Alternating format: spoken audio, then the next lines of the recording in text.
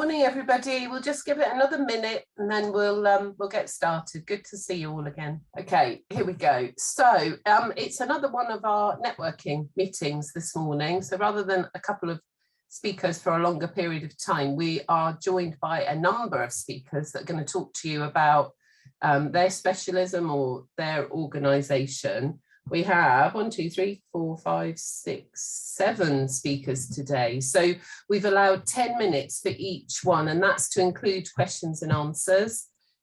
These meetings are always really interesting for Will and I, and we're always a bit frightened of losing control of time. So what I will do is when we're running to a minute or so before the end of the 10 minutes, I'll step in so that we can move on and keep to time. So I'm sure you've all seen the promotions around it. We have ABP, we've got Sue with us this morning to talk about ABP. We've got Robin Simpson talking about the Manufacturing Growth Programme. Katrina's here from the University of Southampton to talk about a project that they're undertaking. We've got Gordon here to talk about Seabot XR. And then Ben to talk about CEbotiX, and the two presentations are linked but distinct. Mitch is here to talk about other skies, and then we've got Dr. Ben Moat with us from the National Oceanography Centre. So a really varied agenda, and I hope you find it useful. We've got 10 minutes for each speaker to include questions and answers, and then we'll move on to the next one. So if everyone's happy with that, I think I will hand over to Sue, who's going to kick off this morning. Not kick off the proceedings this morning. Hi, Sue. You're on mute. Hi, can you hear me? I can now, yes. Right, that's my slide. Is my slide deck there? Yes. Yeah, you're all Great. set. Okay, well, I haven't got much time, so I will proceed. So it's been a while since we presented at a forum like this. So Lorna and Will asked me whether I could just share with you a little bit about the port and our current activities and where we're going. So just as a reminder, the Port of Southampton is part of the ABP group. We're the largest network of ports in the UK. We handle about a quarter of UK trade, and the Port of Southampton specifically is one of the biggest gateway ports that we have. So we handle over £70 billion worth of goods every year, including £40 billion of exports. So we're the #1 export port in the UK. And because of international trade and the way that progress and technology and trading patterns occur, we are continually investing and redeveloping the port. So it's always a very exciting time in the Port of Southampton. Nothing stays the same for very long. So I'm sure most of you are very aware of the port, but just to sort of summarise, whilst ABP owns the freehold of about 800 acres, it's really a community of partners. So the screen you're looking at now, we've got DP World who operate the container terminal down the right-hand side. And then on the left-hand side, we've got a mixture of cruise activities and automotive. And up in the eastern docks near NOC, again, a mixture of cruise and automotive. And on the other side of the water, we've got 2 industrial estates. So you can make out Marchwood Industrial Estate with the dome that's operated, the incinerator dome that's operated by Veolia, which is next to Solent Gateway, and Richard Parkinson's, of course, presented before. In the distance, we've got Fawley Refinery. And it's a really busy estuary. We're the competent harbour authority, the competent pilotage authority, and combined that means we oversee the safe navigation of about 150,000 vessel movements every year. So the port itself has got 4 main sectors. We've got automotive, one of the largest automotive ports in the UK. About 2/3 of that volume is exports, and that's dominated by Jaguar Land Rover. DP World is the second largest container operator within the UK, and combined with Felixstowe and London Gateway, we handle about 75% of deep sea container activity. So only those 3 ports can handle the very big ships that we see every day. Southampton is, of course, the home of UK cruise.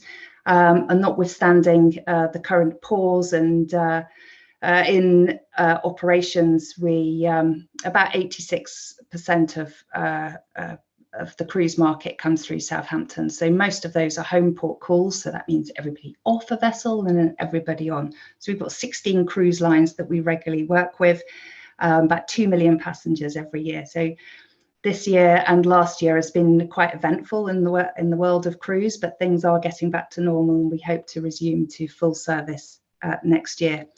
And we also have a small bulks operation, which is operated by our partners, Solent Stevedores. So it's a regional hinterland, really. So handling things like scrap metal for export, which goes more or less to the nearest place it would go is the far end of the Mediterranean and sometimes beyond the Suez Canal to be. So it's recycled and made into new product coming in.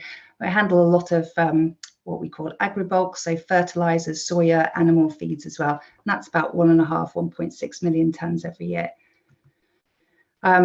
Cruise, obviously, Southampton is recognised as home to cruise. So we've now got 5 cruise terminals. We built a cruise terminal during the pandemic last year. I'm not quite sure how my colleagues managed to do it with the supply chain issues and lockdown, but the bottom right-hand picture there is our 5th cruise terminal, Horizon, which was opened and formally named by Minister Courts, Minister of Shipping, last month. So this is our brand new terminal. It's got shore power connectivity, which will come online at the start of next year.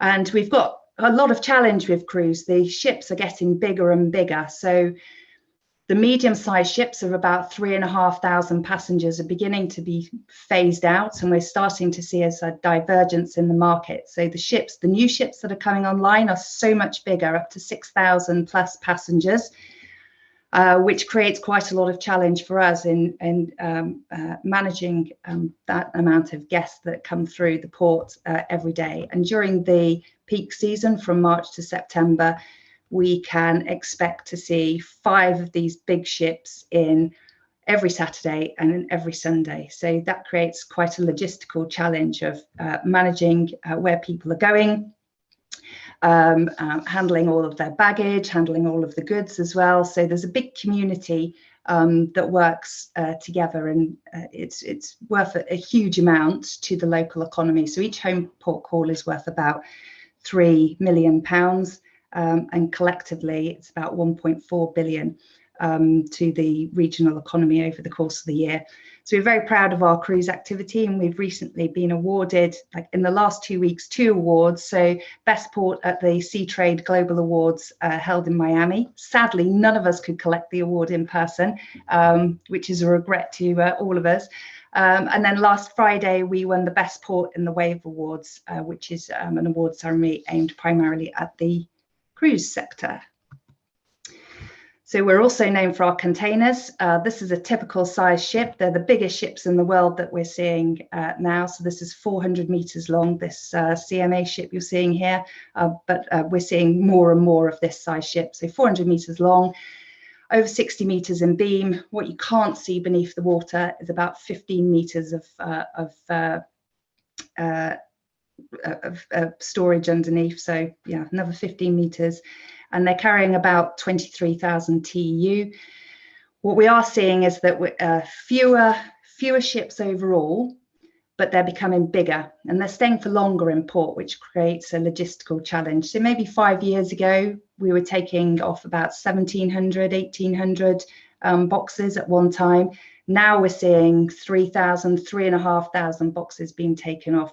So that creates a whole new raft of challenges for us in the operating environment within the main stack of DP World, and all the lorries and the rail as well that has to support that sector. So we're continually investing and working regularly with Highways Agency and Network Rail to look at increasing capacity, particularly on the rail network. So about a third of containers at the moment are handled by rail. Our medium term aspiration is to grow that to about 45 to 50%, which would represent about 42 trains per day. As I said earlier, we're one of the largest automotive ports. Got about 56,000 spaces on the port, but we also handle a lot of what we call high and heavy. So a lot of JCB, plant and machinery, heavy lifting gear, mining equipment, tractors, you name it, it will come through Southampton and scheduled to depart for literally all parts of the globe. And to help our productivity, what we've done recently is invest in a new private 5G network. So we're able to track in real time and inventory link every single unit that's coming on and off the ships. So we can plan workforce scheduling much better. We can plan dwell time much better. And so we're hoping to see productivity gains. This has just literally been installed. So it might be interesting for some of my IT colleagues to talk about that at another event, perhaps, Lorna. And then finally, just one more minute, Stu, okay, just my last slide now. So quick bit on sustainability and decarbonisation, which is clearly very important to all of us. So as I mentioned earlier, we'll have shore power coming to 2 cruise terminals quite soon. So the power demand for shore power is immense. So we're putting in a power supply of 12 MVA for the largest cruise ships. To put this into context, that's about 3 times the rest of the port put together, and that's just one ship. So it's a huge challenge, and we're very grateful for the work from the Solent Local Enterprise Partnership for funding 50% of that. We've got electric vehicles, and we've had those in place for about 4 or 5 years now. Our pilot boats, the new pilot boats we're getting, whilst they're not hybrid or electric, we're not that far advanced yet. They will be 25% more efficient. Our partners are starting to look at more electric-based plants such as forklifts and reach stackers. And whilst not all kit is immediately replaceable, what is really good to see is that other companies in the port are actively thinking about how they can minimise their carbon footprint. So I'm sure that's a journey that we will embark on together over the next couple of years. And then finally, you know, we haven't forgotten about our workforce. We've got staff travel plans in place. We're improving our cycle lanes, and we're working with the council to see how we can improve connectivity for cruise passengers and accessing their cruise holidays via the station. So there's lots going on. I could talk for an hour, but I'm sure Lorna's going to stop me any minute now. So that's a whistle-stop tour of the port. Thank you, Sue. That was terrific. And congratulations on 2 big awards. We knew about the one of them. I didn't know about the second one. That was really interesting. All the stuff that you're talking about in the way, the sustainability and you know, climate change mitigation, that's something that we will revisit as a main topic over the next few months. But just quickly, I didn't know if anyone had a question for Sue. I thought I saw a hand up, but it appears to have disappeared. Do have time for a question or two if anyone's got one.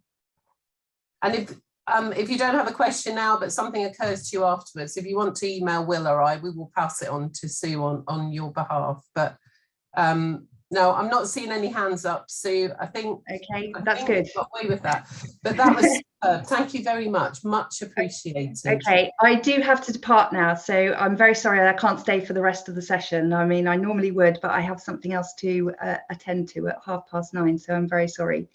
No problem. Thank you for joining us. Much appreciated. Okay, all right. Bye all. Bye. So our second speaker is Robin, who I'm already seeing on the main screen. So that's really good. Robin, can I hand over to you? Would you like to introduce yourself? Certainly. Thank you, Laura. So good morning. I'm Robin Simpson from Oxford Innovation. I'm going to talk about manufacturing growth programme.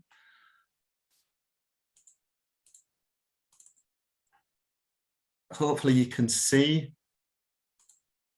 Can you see the presentation? You can, yeah. It's not on big screen, that's it. It is now, wonderful. Yeah. So following Sue's lead, a whistle-stop tour of the manufacturing growth programme. So what is it? Basically, it's an EU-funded business support programme, so it is European Union money. There is still money out there. certainly through until the end of next year. We partner with Solent LEP and 17 other LEPs across England. So basically, as a programme, it provides free guidance, financial support to the manufacturing sector. When I say manufacturing, it's very much on the kind of smaller independent manufacturers. So our sweet spot is kind of 1 to 50 employees, probably up to 5 million turnover. But you can see in terms of money, to date, we've provided over £10 million in grants to businesses. So there is a lot of money available and still available. More specifically, just thinking about, I look after the Solent region. A key part of what I do is working with the marine maritime sector. 1 in 5 of my clients today have come from the marine maritime sector, highlighting the importance of it. I know in the local area, estimated to contribute 20% to the local economy. So as well as direct clients, we've also got a number of businesses that have got marine maritime customers as key business to them. So it's very much something that I target, and I'm really keen at any point to get new clients that are either in the sector or linked to the sector. Just to give you a flavour of, I mean, literally it is just a selection. There's no priority there. There's no sense of importance. It was just a flavour of, you can see, I'm sure some of those names you recognise, some of them perhaps you don't, smaller businesses that are all kind of beavering away and working within the sector within the Solent region. So just to give a flavour of the kind of projects, I've picked out a few, and again, these were just a kind of a sample of projects to give you a feel from the sector.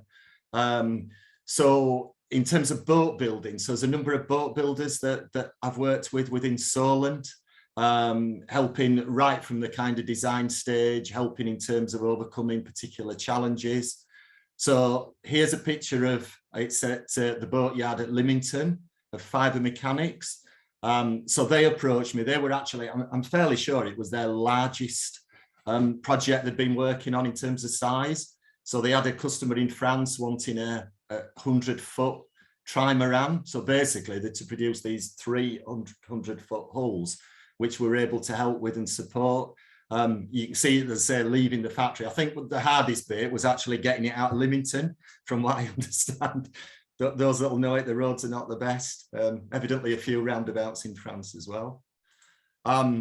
In terms of other product development as well, innovation. So we're really keen on any business that's either currently manufacturing or is developing a product, particularly anyone, it might be a unique product, it might be something at an early stage. One thing I do assure people is absolute confidentiality. So quite a number of projects where I've taken on at this time where things are out in the public domain. So Rad Propulsion, for example, if you go on their website, you can now see this range of products. At the time when they started working with us, it was all still fairly under wraps. So it's about helping. I mean, like this is certainly fits with the kind of zero in terms of sustainability, and obviously looking at reducing the use of diesel, petrol engines. So we've got a few clients that are working on different systems, mechanisms, but basically any innovation we can help and support with. In terms of product development, I've mentioned, so right across the cycle. So even if you're very much at a design stage, so if you want help with some money towards, perhaps you're using an external designer, right through development, prototyping, it might be the testing of a product, branding, right through to sales and marketing. So any point on that product development journey, it's typical that I can help and I can support and provide some money towards that. Here we've got an example, Island Ribs, based on the Isle of Wight. They're currently developing their largest rib. So again, as an actual project, we've been helping them towards that, providing some finance towards that, as they're at that kind of prototyping stage. And hopefully that's going to be a product that will be available probably early next year by the time that's actually out there.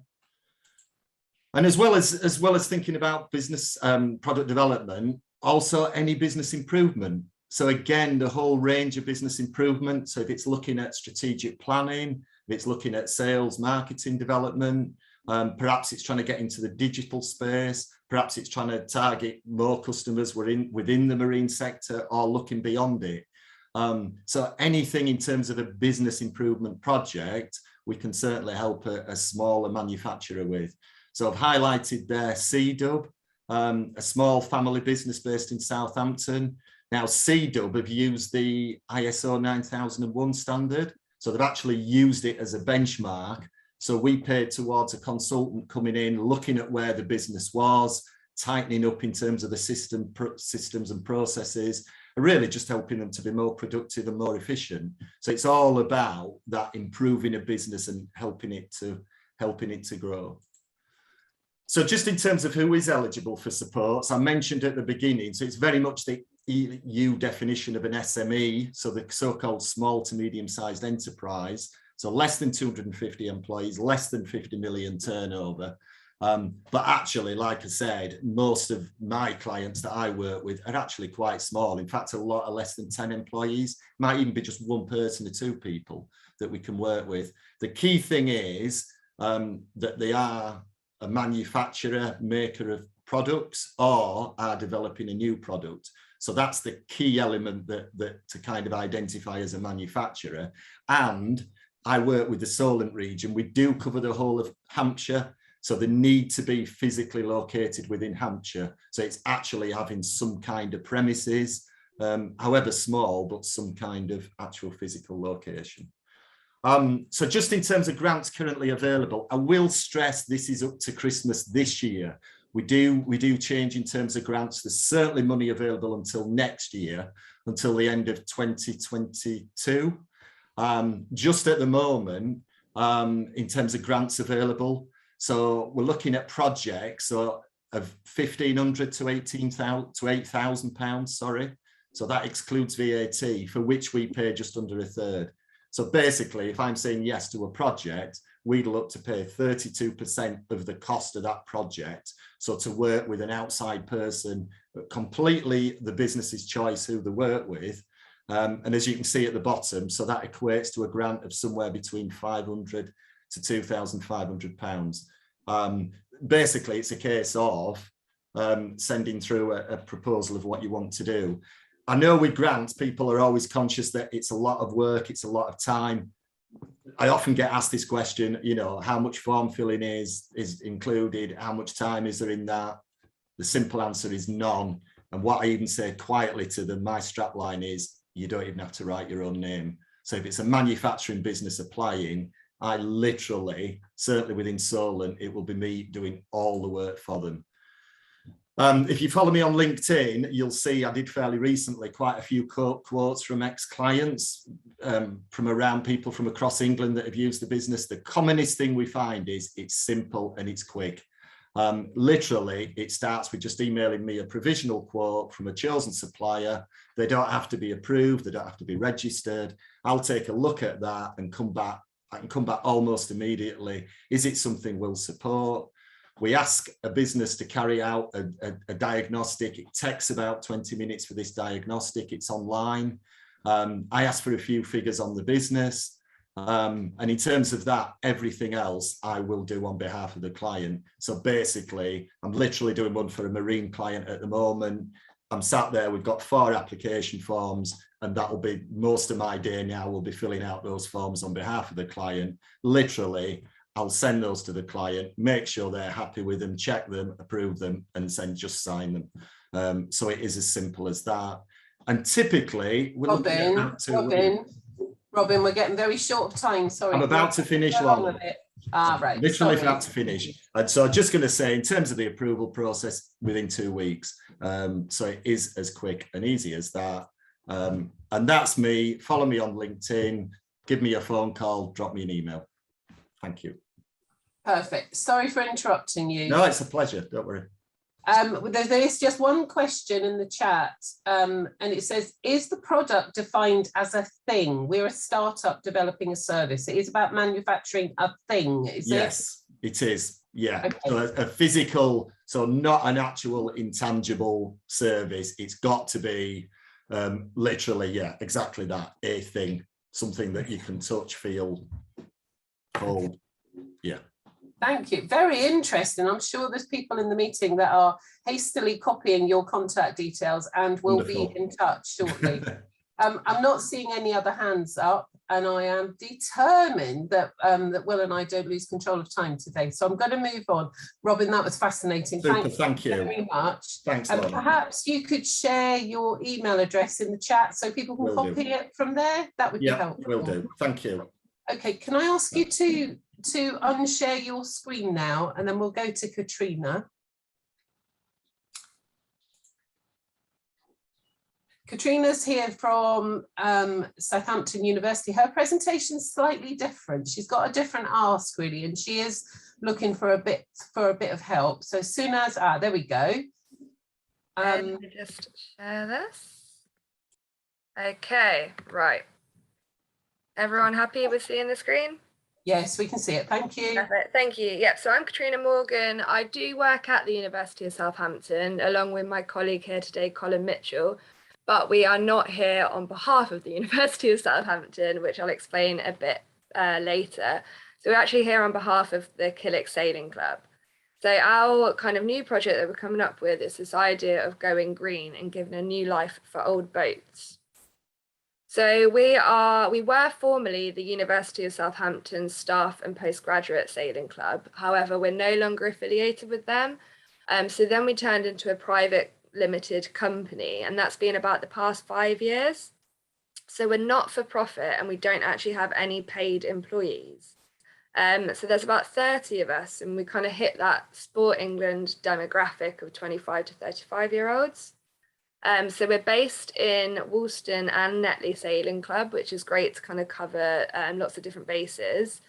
So we've got one yacht, which I will talk about today, and that's kind of the focus of this project. But we've also got 3 dinghies down in Netley.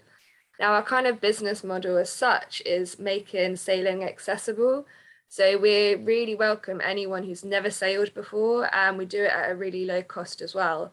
So it's really good for people like me who have never had sailing experience and really want to get involved, where before it can be really hard to kind of access and get stuck into that kind of community. So we've had this vision for quite a few years now of green sailing.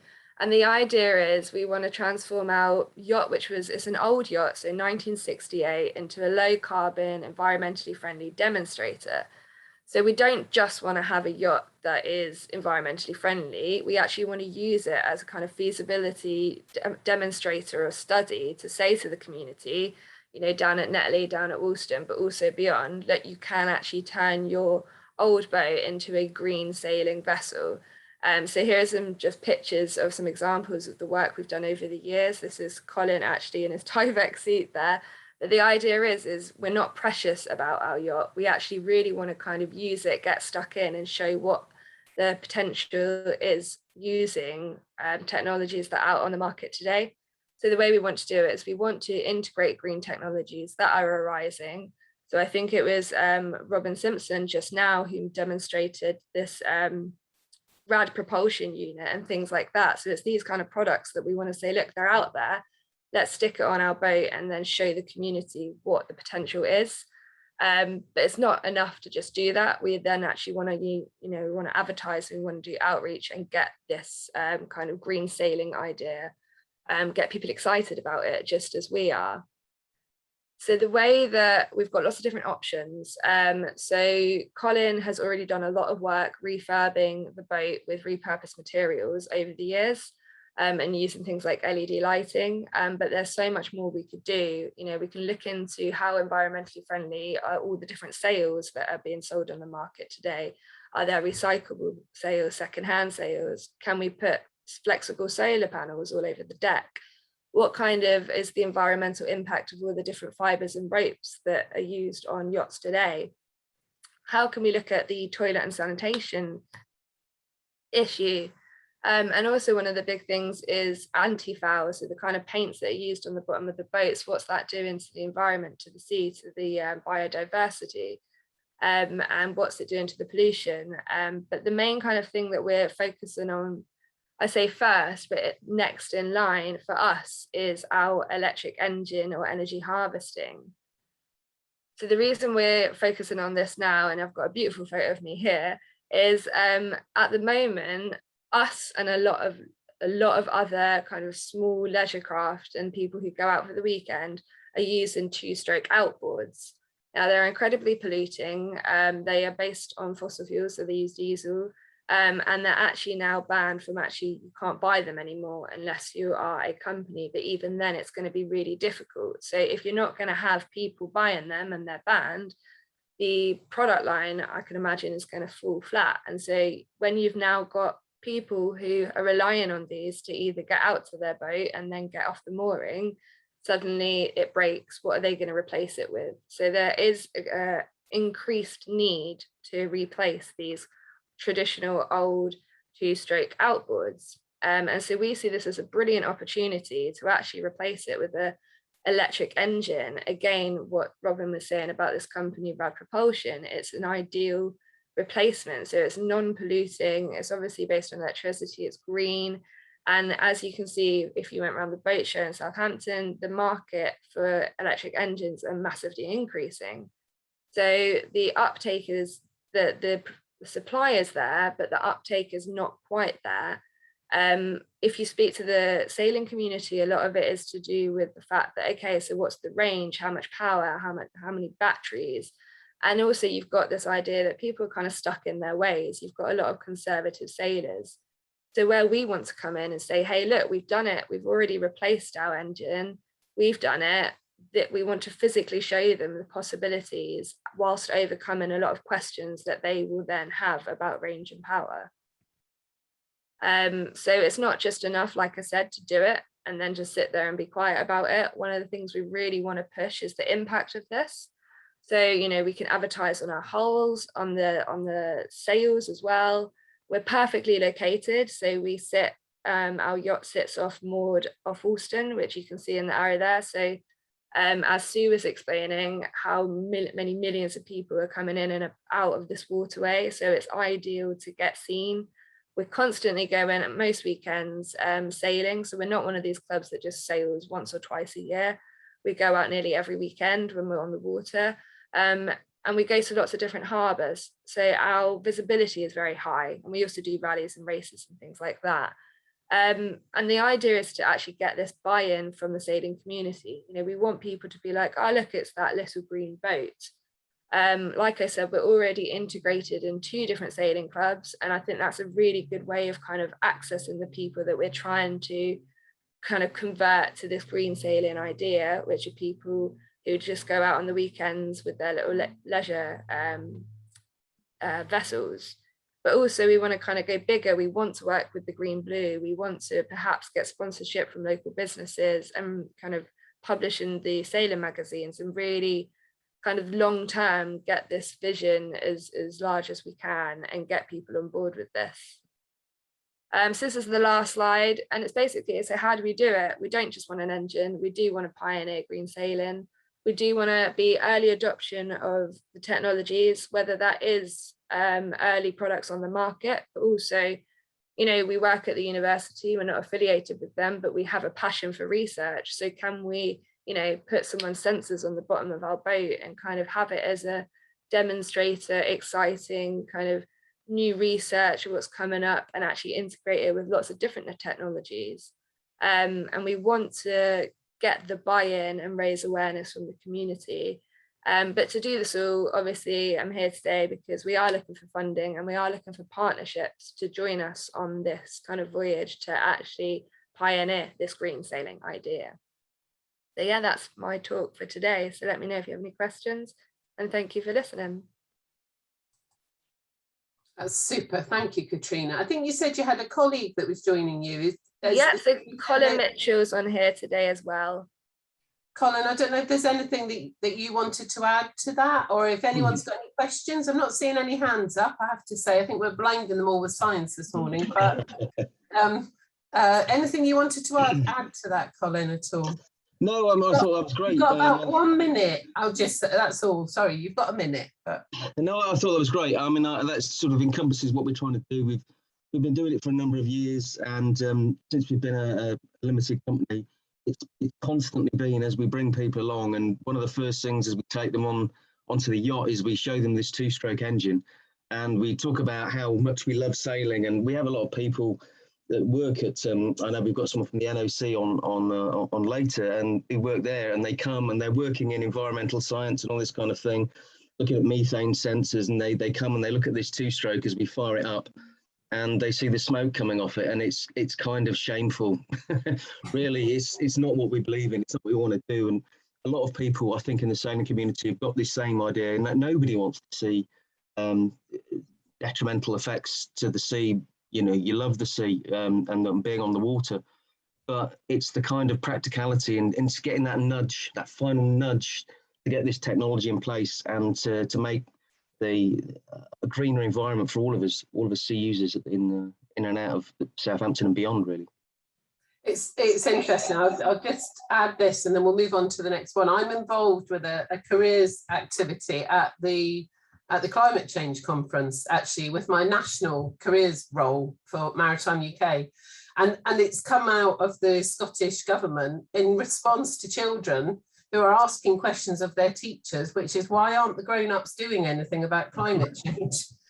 And of course, and we know that the grown-ups are doing things about climate change, but I think it's so vital that we help children understand what it is that the grown-ups are already doing and help them to understand from a careers point of view and from an industry point of view what those future jobs are going to be, and therefore what the skills are.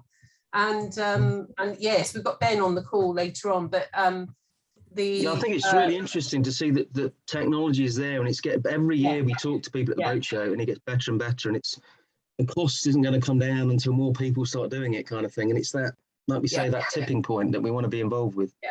But it's helping people to understand what impact that has on industry, and how that's a positive impact on industry and future jobs and future skills and such like that. That was a little bit difficult, a little bit different to the normal sorts of presentations that we had, but extremely valuable. So thank you for your time. If anyone wants to get in touch, if you're happy to put your contact details in the chat, people can pick it up from there. I'm going to send you, anyway, I'll contact you after the meeting, because I think there's a local college that would be really interested in talking to you about getting their students involved. So thank you very much for that. I'm just checking I've not got any other questions. No hands up. That's super. Thank you.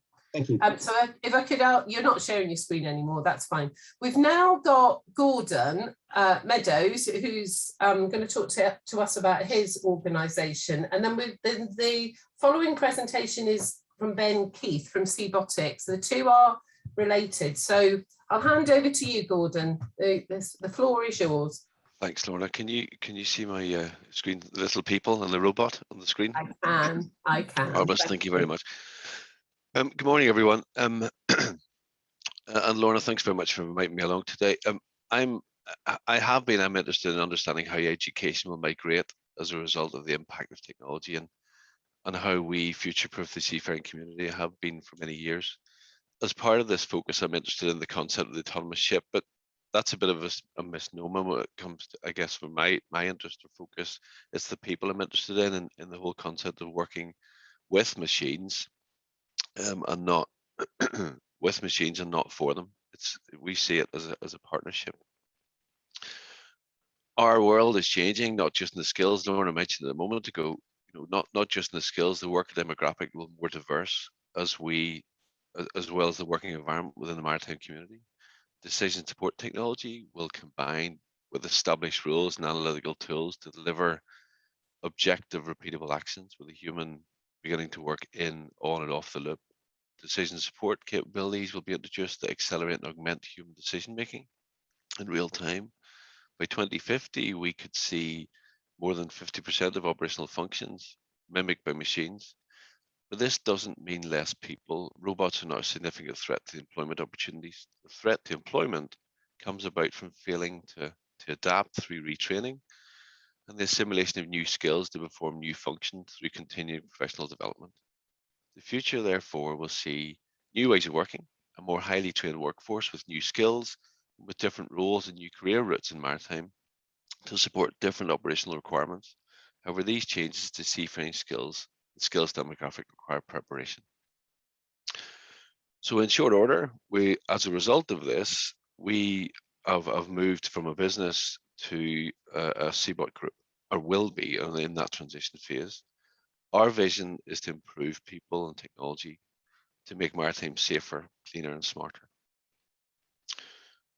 We started out live as CEbotiX, and we still continue to work as Seabot as we move it through the transition, and I'll explain why we're moving the group model. Seabot, we work in the maritime sector supplying next generation learning, next generation products, and next generation learning services with a particular focus on the shift to automation and human machine technology integration. We have a 23 strong team of developers through which we produce e-learning material and next generation learning content, I guess, to kind of future-proof this integration with people and technology. So it's all very much based on helping organizations to understand the migration of the workforce and the impact of technology, right through to the means of delivering the learning and assessing the learning. So that's what, as we work as an organization.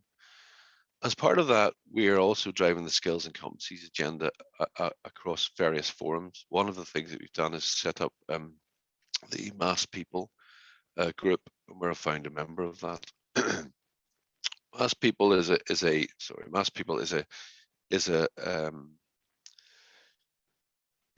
a body set up to understand the new competency requirements around uncrewed vessel operations, around how we work in the future going forward with more integration of autonomous systems and so on. So CEbotiX is well established now, but as a glutton for punishment, we thought we'd go back to the startup stage again and we'd just a new company. And our new company is a result of the impact of the technological change within the maritime community. We're launching CEbotiX, the National Centre for Operational Excellence in Marine Robotics, which will be based at the National Oceanography Centre and other sites around the UK. Ben will talk about that in a moment, and we'll, if possible, perhaps we could field questions. If anybody's any questions, then we could field it after Ben's presentation, but he can expand on what we're doing on that. All I'm going to say, I guess, is the rationale is why the nation needs something like CEbotiX as an entity. This here is see if you can get a bit of a dingbat moment, is a case study as to why we need something like CEbotiX to help us migrate our workforce and our operational capability going forward. Let's look at NOC as a case study. NOC have huge expertise in subsurface autonomy. They've solved lots of problems from endurance to communications and so on. But they also are going through that migration. They have 2 large vessels and they're going through that automation migration. You would think as any organization, they would know lots about maritime autonomy. But actually, this trend sits, we see the trend, I guess, across lots of companies. And if Maritime or NOC, for example, want to work more remotely, how are they going to do that? Well, they're going to have to do that from mission control centers. They're going to have to do that through using an adoption of new technology. We see companies emerging and across military and civilian world adopting these technologies, but there's a lot still to be understood.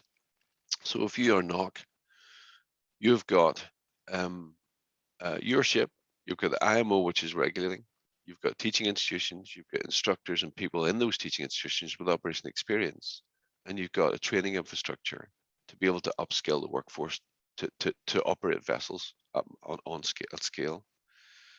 When we move towards uncrewed vessel operations, we don't have those regulations in place, so we're working to develop those. We don't have those the established teaching institutions with the infrastructure and the appropriate resources to be able to deliver training. So we need to put those in place to help us de-risk and migrate the workforce. So as a result, we've been working as an organization to try and help with that. And that's the rationale behind CEbotiX. We set up the Mass People group, which is a working group to safeguard progression of the technology people partnership, identifying the workforce's changing needs and providing recommendations on new competency standards, as well as proposing specialisms, training structures and qualification requirements for operators now and in the future. Mass People consists of now 10 flag state administrations, where as a company, Seabot and Fugro prepared or operational standards and new ways of working, and the flag states are adopting those or looking at those as a basis through which to understand how we migrate the workforce and propose new competencies to the SCW Convention. Within the whole world of maritime autonomy, there's lots to be understood. So it's not just about training the people, it's about understanding new ways of operating too. So hence CEbotiX has come along. CEbotiX will work across 3 areas: to develop understanding and capability within maritime autonomous systems, to train and help the workforce migrate within the use of maritime autonomous systems, and to help assure the use and de-risk those autonomous systems. The closest thing you could probably compare it to is the Meadow test track, if you're not familiar with it. This is a test track for which is, I guess, a similar thing across the automotive sector. I'll pass over to Ben to take you through more of the detail, but the National Centre for Operational Excellence in Marine Robotics is opening in spring of 2022. I hope they find that interesting. Thank you. Ben, over to you. Good morning, everybody. Right, just get this presentation up. Thank you very much to Gordon for the introduction. Just let me know if you can see the screen. Everybody should be able to see it now. We can. Great. Okay. Morning. An exciting time. It's the first time I've seen my name on the slide as managing director. I'm trusted now with Gordon's vision to make this, to deliver this, and to bring it into life. A bit about my journey. 22 years in the military, helicopter pilot, ship captain, and then latterly in the uncrewed systems area of the Navy. So from the 1st of November, I'll be full-time as CEbotiX MD, working obviously very closely with Gordon and the team who set it up. We covered some of this. What is CEbotiX? Develop, train, assure. Mission to be a world-class facility. I touched on this in one of the comments to Robin Simpson. It's about providing a service through the maritime autonomous systems. We're not marketing a product. We're actually providing a service to customers and helping them solve thorny problems and accelerate autonomy. As we talked about, as Gordon alluded to, we're about development, training, and assuring. And I'll speed through some of the next slides just so we can get to some questions properly. So we've touched on the base. It's a national centre. It's based in the Oceanography Centre in the Marine Robotics Innovation Centre. So we collaborate strongly with the NOC. We will expand in due course. We're in partnership discussions with several sites around the UK, including Portland and Portsmouth. But at the moment, the HQ will be in the NOC. So the first pillar is development. It is a resource technology park with multiple sites. It has a mission control centre for planning, training, mission rehearsal, and executing missions, but also to explore and test and develop new ways of working, both for technology and for the people. We can use the dedicated equipment, or you can bring your own. There's spaces, there's workshops, there's engineering locations and test tanks. And as we said, multiple in-water sites, including, of course, Empress Dock in Southampton, the Solent, Southampton Water, but also further afield with our partnered organisations. This is the deployable mission control centre already set up, has been used. Got the space for surveyors on the left-hand side, and the ROV and the MAS operator on the right-hand side. And you can see very technologically advanced and also portable. Under the train pillar, Gordon's area of expertise, there's a range of courses on offer for the future mariner, the remote operator, delivered in classroom, use the Mission Control Centre, also using Seabot Group's extended reality expertise and as a blended learning approach. There'll be short courses initially, and some of those have been delivered to people like Fugro, and to help bridge the gap between the mariner of today and the mariner of tomorrow, and then designing courses from scratch, like the apprenticeships at the level 5, 6, and 7 for people coming into the industry with a different future than maybe the old lot like myself. And we've already seen the picture of the Mission Control Centre. And then assurance, and that's a really important pillar because, as Gordon alluded to, actually internationally, we're struggling to keep up with the pace of technology change within the autonomy area. So the IMO is wrestling with what does assurance look like, similar with the MCA, and also in the military, of which I've got some experience of. We're trying to blaze a trail of how we assure, certify, and ensure the autonomy systems we're going to operate are safe. And this will be one of our key facets, using a synthetic environment to train, test, through digital twinning the AI brain in autonomous systems. And then we can do sensor modeling, sensor assurance, and also in the near future set up the hackathon to test it for cyber vulnerability. And we use the synthetic environment for a large part of that through digital twinning. We touched on some of the facilities that are available now. We're lucky to be partnered with such a fantastic organization as the NOC.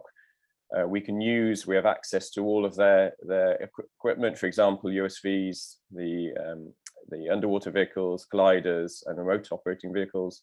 We've got test sites, we've got classroom space, and pressure testing tanks, environmental testing tanks, and calibration tanks of the NOC. So those are facilities available right now. And there's some, clearly, as we invest in the future and expand, then we will increase the scale and the range of facilities we have on offer. This is an example of one of the workshops in the NOC, clearly an extremely useful space and quite a rare commodity. And this is the Loch Ness site that the NOC use, and we can use obviously a very different test environment there, deep water, low acoustic background noise, but very valuable testing area. So there's a quick run through. I think the most important bit really is to focus on any questions. So Gordon and myself can set up ready for questions. We're opening in spring 2022 formally. We launch at MATS, which is the Marine Autonomy Technology Showcase, on the 10th of November. However, as we touched on in the slides, the facilities are available now. We're in discussion with key partners about expanding in the future, and we have delivered training courses to date.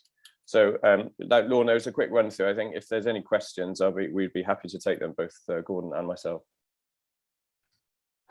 Yeah, fantastic. Thank you. There's a lot of information to take in there, but it's a very exciting thing to be that's available now on the Solent. I think that's terrific.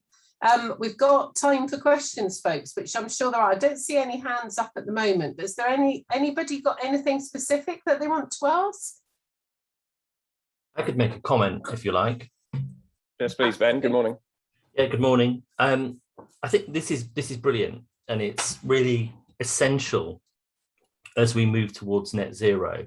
You know, you're talking about the networks we'll need, the teaching, and the integration of everything as well. You know, for Southampton, I think there are going to be big opportunities that are going to come as the bigger ships as well move towards, you know, different fuel types as well.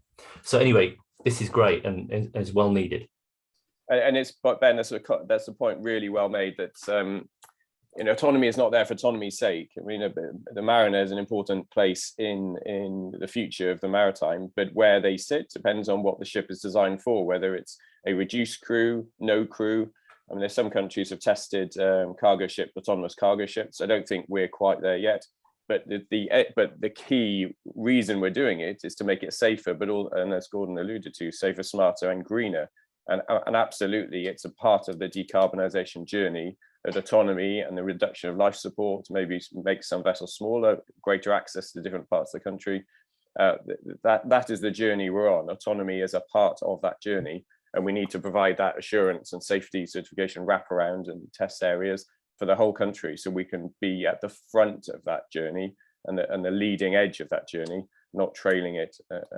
So yeah, it's a really part of the Maritime 2050 vision, and we're contributing to that.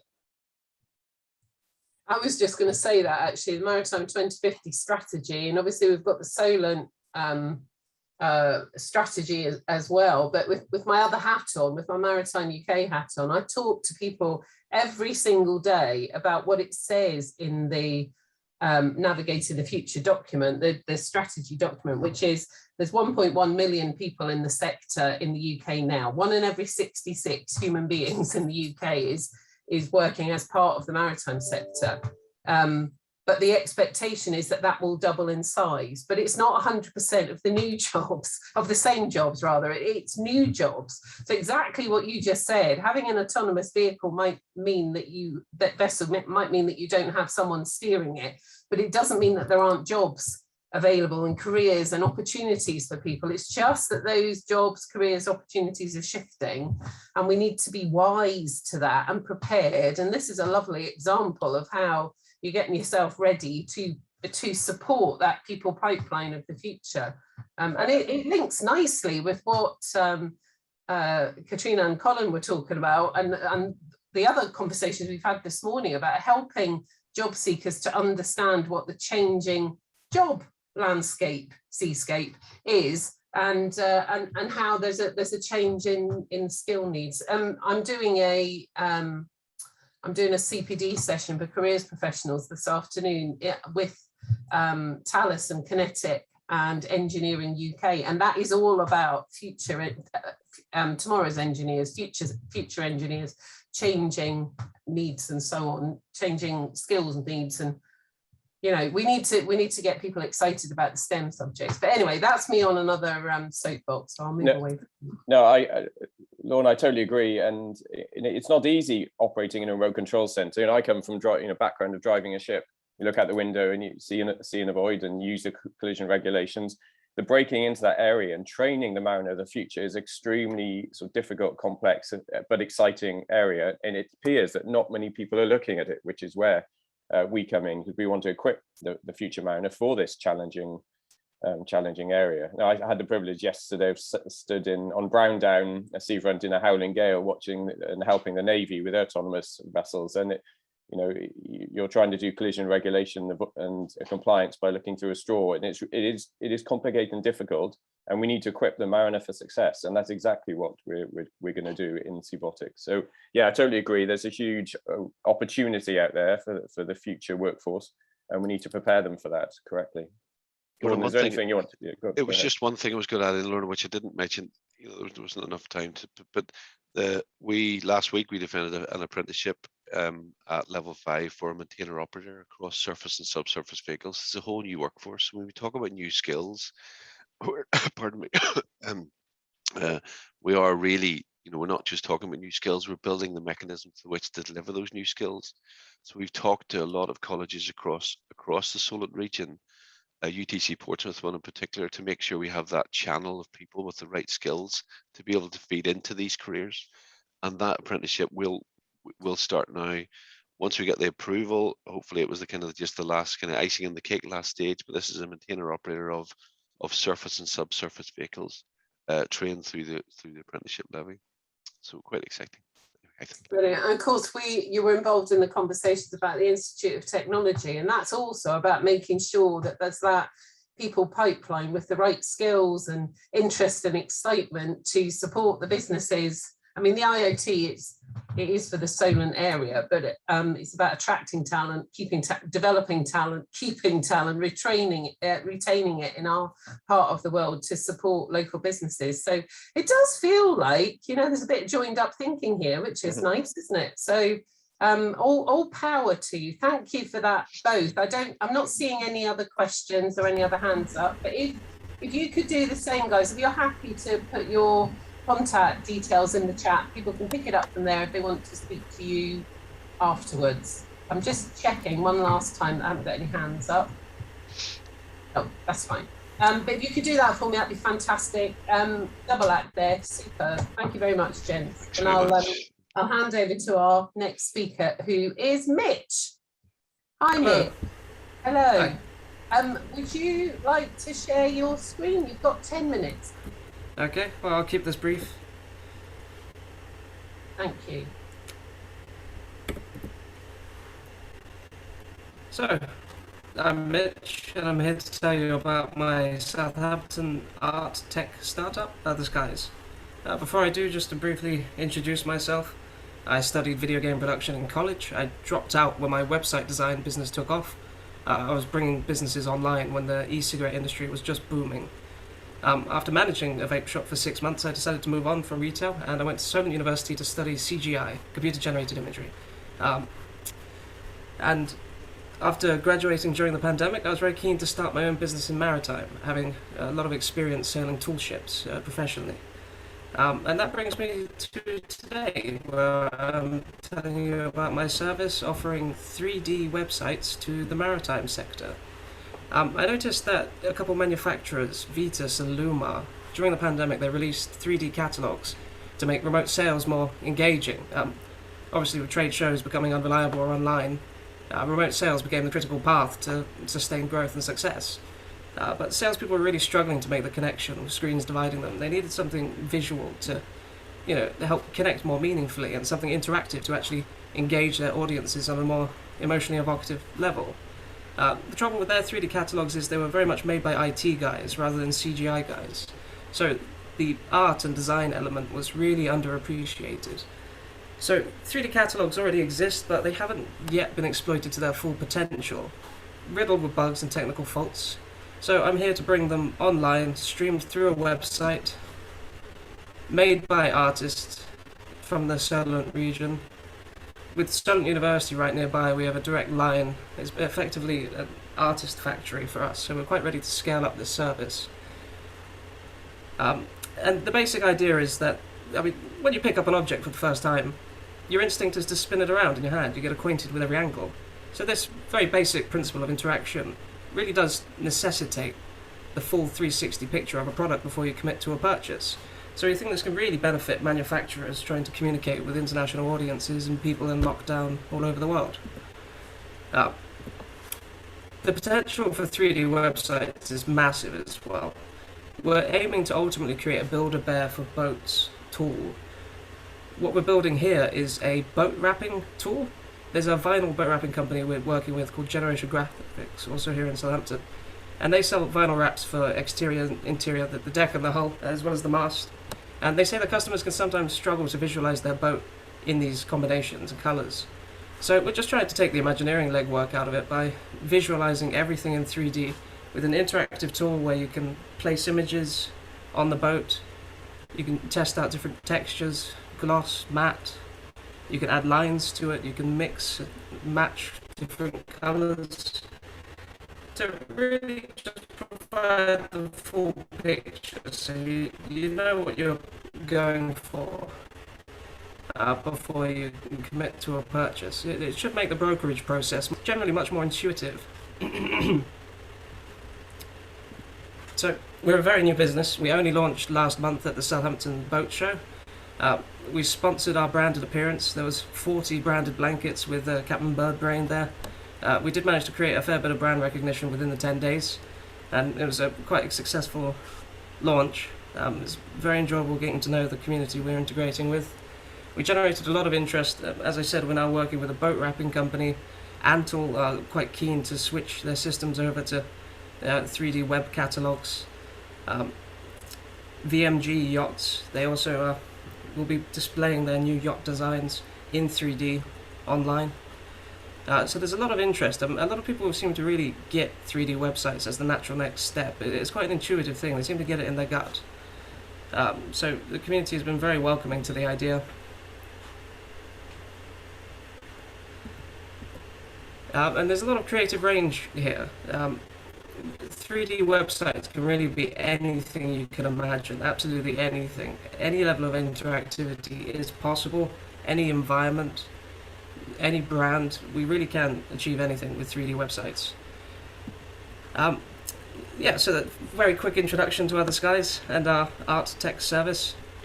If you know any local business owners or are one yourself, if you have any friends whose online presence is in need of overhauling, please do keep Other Skies in mind. We're a very new business. If you could help us gain traction, it would be thoroughly appreciated. Please do add me on LinkedIn. I'll put my links in the chat. Thank you. Thank you, Mitch. Your website is terrific. That's really interesting. I haven't seen many websites that have got that 3D aspect to them. So clearly, you're very ambitious. You're already talking to the Maritime. Yeah, already talking to the Maritime community. That's terrific. Put your contact details into the chat, and then if anyone wants to contact you after the meeting. I'm not seeing any hands up. I don't know if anyone's got a question for Mitch or anything that they want to comment on.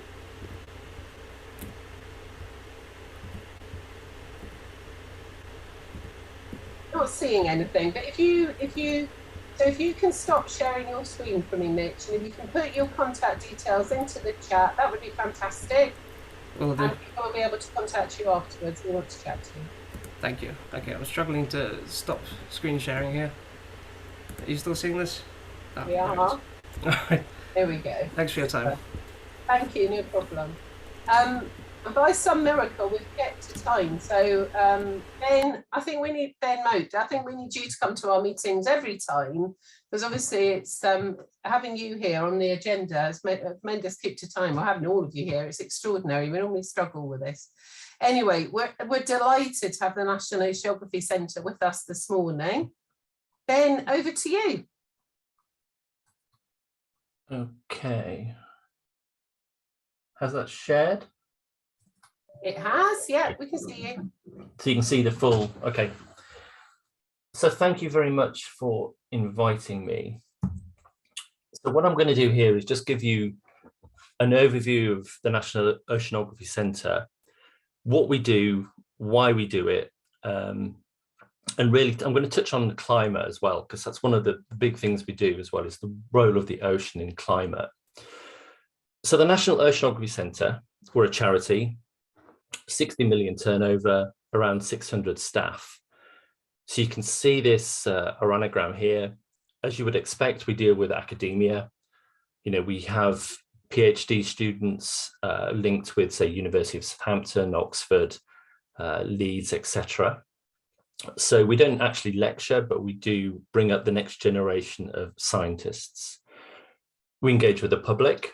You know, there's no real point of doing science unless you tell people about it and what it means to them. So we do a lot of work with the public.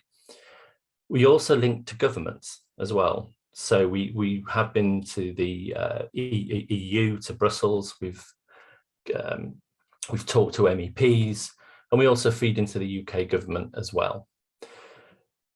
Industry I'll touch on the next slide, but we are truly an international organisation.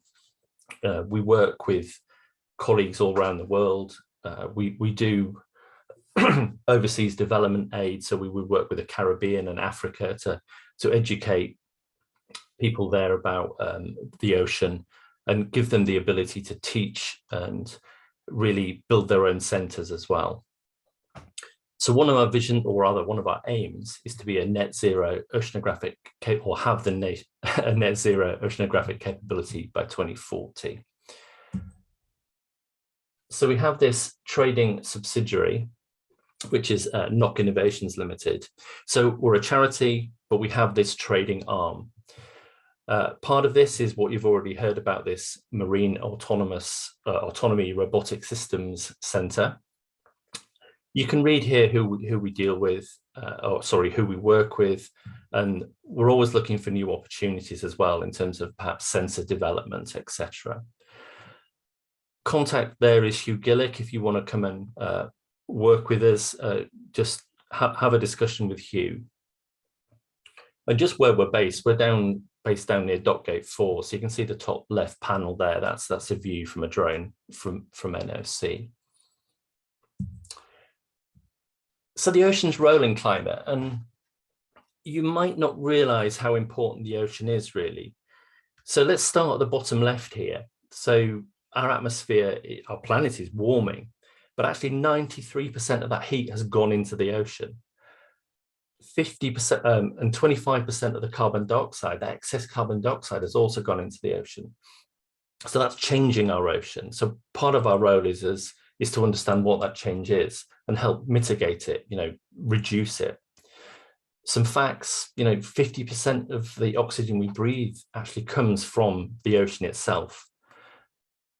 As you can imagine, we're an island, so 95% of our trade comes in via ship. So we've touched on net zero and moving towards autonomy, and there is a big need for this there's a big opportunity for new sectors in terms of education, training, and the networks and everything that surrounds this new net zero shipping. So we're getting more and more energy from renewables. So the ocean plays a part in that. The oceans are big, right? So 97% of the water is actually held within the ocean. Lots of internet traffic and lots of food. Lots of nations depend upon the protein, the food that comes out of the ocean. So ultimately, we need a clean ocean for what we do. We need a healthy ocean. So how do we observe the ocean? So if we look on the top left there, this is one of our ROVs, or our ROV, that can go down to 6,000 meters in the ocean.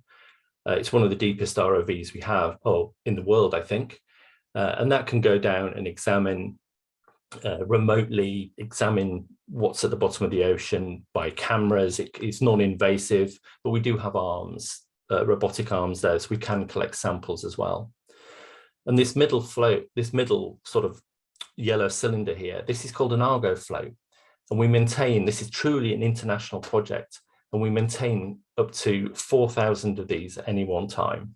And they monitor the top 2,000 meters of the ocean, and they've revolutionized the way we understand the ocean.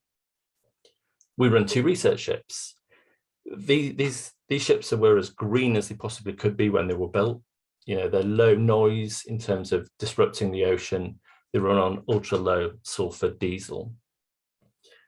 It's not just about equipment in the ocean. We also use satellite oceanography as well. And there's some other instruments there that there's gliders on the left, but I can talk about that on the next slide. So you've seen this image already. So here are some of the equipment we've got within this Mars facility. So we have ocean gliders. You know, this is a very low carbon way to sample the ocean. We can put one of these ocean gliders out for up to 12 months, and we can pilot it. We can tell it where, tell it where to go, and we can put different sensors on it to sample different things. We have surface vehicles as well, which is on the left, far left there. So these surface vehicles can self-power themselves to a certain extent. We can again put instruments on them. All of these instruments here as well can tell us via satellite where they are, what they're doing, and what information they're collecting. So we can get the data in virtual near real time. These big sort of yellow auto sub-bodies you see at the back, we can fly these guys under ice shelves to look at how the ice shelves are thinning off Antarctica. And the ROV I've mentioned as well. So what we're doing, we're on 7 minutes. So I've got a bit more time, haven't I, Lorna? Yeah, you're good for time. Yeah, so I'm doing this quite quickly because I could talk about lots of different things. But here, if you wanted to look around one of our research ships, just Google Royal Research Ship Discovery or the James Cook, and you can do a virtual tour of one of our ships. You can walk around, you can click and see what it's like at sea.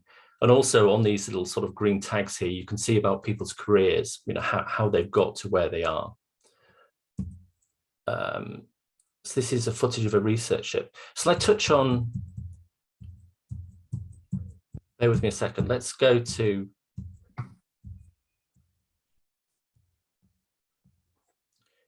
so let's touch on this. So we're all in the Hampshire region. So how will climate change actually affect Southampton and Hampshire? So what you're looking at here, you can see Southampton, Isle of Wight. So what you can see here is the sea level rise by 2050 based on one of the moderate climate scenarios. So red is bad. Okay, so that's going to be sort of slightly below sea level, and you can see it's around where the rivers are and close to the coast. But what you might not appreciate is as climate is changing, the flood risk will be greater because we'll get far more storms through the winter. So if I was to put that on, so this is what would happen with an annual flood, an annual winter flood. So these are the regions that are in possible danger. So again, red is bad. So this is by 2050, annual flood. So this is something I think we need to take away, is to think about how we're going to deal with these possible scenarios in the future. And what I'd like to finish on is just what we can do about moving towards sort of a net zero. We've got COP26 coming up soon. We've had the G7. There's the Paris Agreement. But just as individuals and companies, we can make a big difference to this. We're seeing a lot of companies that are moving towards net zero. and as individuals, we can do this. We can use renewables, you know, save energy, save water. We can rethink our travel. And then there's these 4 R's of reduce, reuse, recycle. You know, there are methane capture, carbon capture technologies coming on. But one of the main things here as well is the blue carbon project, so we can get involved in. You know, the planet can do this itself, you know, preserving seagrass, mangroves. You might think, well, mangroves are a long way away. But within the UK, you know, the salt marshes, the tidal marshes, preserving peat bogs and planting trees. So planting trees is something that we can all do, but really the seagrasses, mangroves, tidal marshes, peat bogs, they're far more important in our climate system. And there I'll stop. Ben, thank you. I'm really quite shocked by those maps that you showed actually, and how much of oh, sorry, just got a message where it says the host has asked you to start your video. I didn't think I was running one today. I was quite shocked. Could you go back to that slide, the second one with all the red on it that showed Portsmouth and Wittering and all the rest of it? Okay, give me 2 seconds. Let's share scene. And we want that one. Share. Sorry, No. put you under pressure. I just thought that was fascinating. And I think when people think about climate change, we've all heard about the Maldives, for example, but people are not necessarily thinking about the risk closer to home. So this isn't a case of panic. This is a case of, and it's not going to be like this all of the time, but this is just the flood risk as those winter storms come through and you have storm surges. So you could see the sea actually encroaching into these red regions by 2050. And this is just on a sort of quite low scenario. This is the 1.5 degree scenario. Sorry, it's a 2 degree scenario. I do apologize. So, you know, it could be a lot worse than this. And one thing to remember as well is that the ocean has a memory. You know, if you heat water, it expands and it keeps that heat in there for a long time. So it's going to take the ocean quite a while, even if we come down to reduce the carbon in our atmosphere, come down to that standard level, the oceans will keep expanding for a while and then contract again because it's hard for it to give up that heat. Yeah, but extremely interesting. Thank you. I really appreciate that. I think whilst we know that the NOC is in Southampton, you've got another site in Liverpool, haven't you? Yeah. People don't necessarily understand, and that obviously was only the, if you'll excuse the description, the tip of the iceberg of what you guys are doing there. But it's really, I mean, we're just so lucky to have these resources around us in this part of the world. And thank you, that was superb. Not sure if we've got any other questions. I can't see any hands up. Will, I don't know if you can see anything that I can't see. No. No. I mean,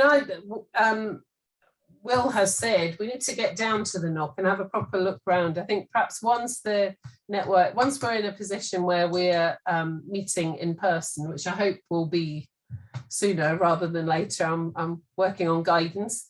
Perhaps it's something that the network could do, but I'm really grateful for your time this morning, and that was superb. So no, I haven't got any questions from anybody. Brilliant.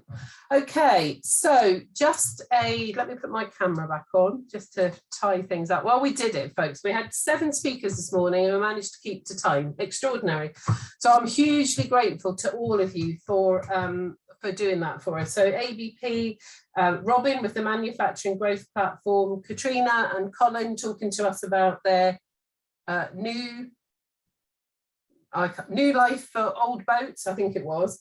Seabot and CEbotiX, fantastic, thank you. Mitch, good luck with your new business. And Ben from the NOC, thank you very much for your time. I've only got 3 little things for any other business today. Tomorrow afternoon, I'm hosting the Maritime UK Maritime Masters Finals, which is It's a project where we work with master's students who use a maritime subject for the base of their final project. You are able to join that remotely if you'd like to, and join the event through Zoom.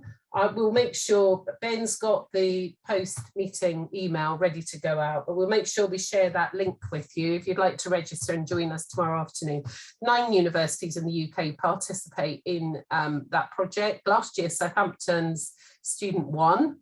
Southampton are fielding a student again tomorrow. Very interesting research studies that they've done. So we'll make sure you get the link to that if you'd like to join us remotely.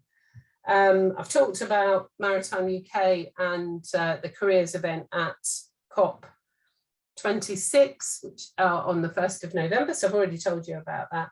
And then finally, we are, and it's in theme, it's very much on brand. Solent LEP and Maritime UK Solent are attending the big Sustainability Expo at St Mary's on the 28th of this month.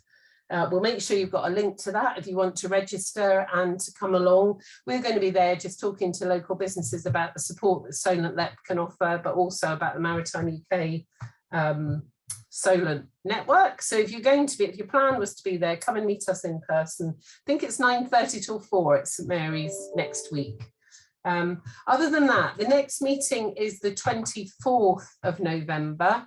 The December Wear Your Christmas Jumpers meeting will be on the 15th. You're laughing, Robin, but there were several people that turned up with Christmas jumpers last year, and it was a kind of joke. And Will and I were horrified that, having said that, we didn't turn up with Christmas jumpers. So Will and I will both be wearing Christmas jumpers. Get mine ready, Lorna. Yeah, please do. Yeah, we'll be wearing ours on the 15th of December. Next month, we go back to a more standard meeting format. So we have the Department for Work and Pensions come to talk to us about Kickstart. The scheme has been extended, but there is a hard stop on businesses registering to take advantage of that funding opportunity. So we've got Matthew coming to talk to us about that. We've got Cowes Enterprise College, and you will love this. Cowes Enterprise College are using they've got a project which is called Maritime Futures. Some of you are probably already working with them, but they are embedding maritime careers information across all their subjects. And whilst I'm not going to steal their thunder for next time, I was there a couple of weeks ago and they had the year 7s learning about forces by designing and building a small sailing yacht and debating the benefits of larger sails, smaller sails, a different hull shape, etc. And these were children that were 3 weeks out of primary school, essentially. Absolutely love it. Hands-on, using tools and all the rest of it. The year 8s are learning about geography at the moment by learning about shipping lines and learning about import and export. Sue had to dive off to another call, but learning about what products come into the UK and through which ports and where they're coming from and what sort of cargo ships are being used and how long the journey is and which routes they're taking and so on. So CalSec are coming to talk to us about their Maritime Futures programme and the other work that they're doing. And we also have the Royal Navy coming to talk to us about their apprenticeship programme, which is really stepping up. So it's all about skills next time, 24th of November. I think the follow-up email will go out to you either this afternoon or tomorrow. And I'll make sure that you've got those links for the Maritime Masters final if you'd like to join us for that. So if there's nothing else from anybody, it's been a really interesting meeting this morning, and we just learn more about the maritime community locally every time. So I look forward to seeing you on the 24th of November, and I hope you all keep well in the meantime. Bye for now.